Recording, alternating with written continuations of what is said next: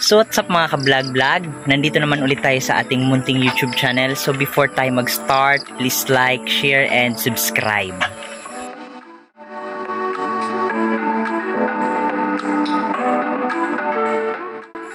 So nandito ngayon ako sa ating munting backyard farming, kung saan nandito sa likod ko yung aking maliit na layer production project. Meron tayo dyang 65 layers, then meron tayong nakuha ditong dalawang reject, may butas, nabasagan, tapos meron din ito, basag din sa kabila.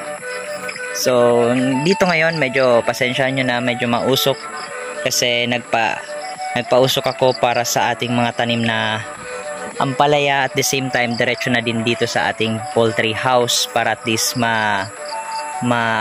parang mawala yung mga makakating insekto tulad ng mites and yung mga flies na umaaligi dito sa ating backyard farming. So dito naman harvest natin yung ating ampalaya. Actually almost more than 2 months na yung ating, more than 2 months, pa 3 months na yata tong ampalaya natin nung last time na binisita natin. So ngayon harvest tayo. Kukuha tayo ng pang-ulam, magtotortang, hindi naman torta, magigisa tayo ng ampalaya, syempre with egg, kasi yun naman talaga yung priority natin dito. Magkonsumo, magtanim, tapos magkonsumo ng sariling tanim galing dito sa ating farm. So yun yung purpose ko. The same time, lahat ng tanim namin dito is organic. Kahit yung mga sili natin dito, yung mga sili katulad nito, paubos na. Ito, mga siling haba, meron tayo, konti na lang. Ito, mga konti na lang yan, mga siling haba.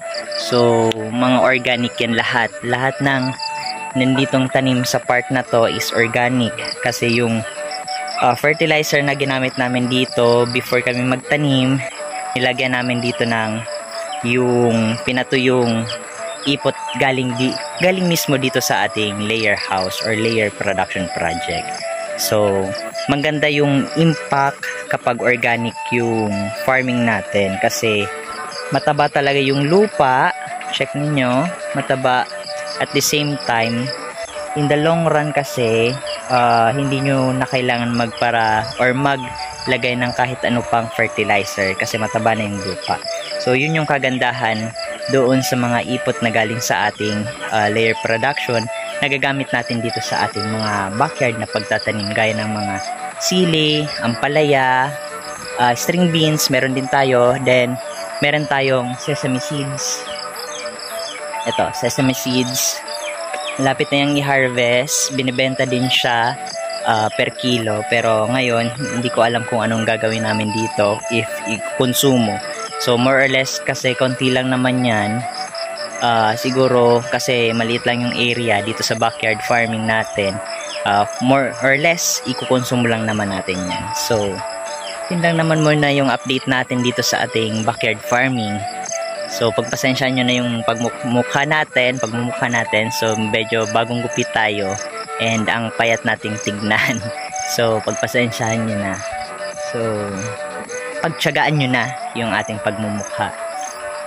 Dito man makikita nyo dun sa dulo yung ating kalabaw. Then etong part na to, dyan na part yung Vulcan Mayon, Tanaw dyan na part. So sa susunod baka ipasyal ko kayo dito sa ating munting farm, iikot ko kayo papunta doon sa piggery. Pero kung gusto nyo makita at matutunan yung pagpipiggery, i-check nyo din yung ating ibang videos, especially yung mga videos natin sa layer production na gustong mag-invest sa egg business. So again, yun lang muna yung update natin. Maraming salamat sa lahat ng sumusuporta sa The Backyard Farming. So again, pitas na tayo, samahan nyo. Again, hindi naman masama yung smudging natin dito. Kailangan lang talaga natin mag-smudge dito.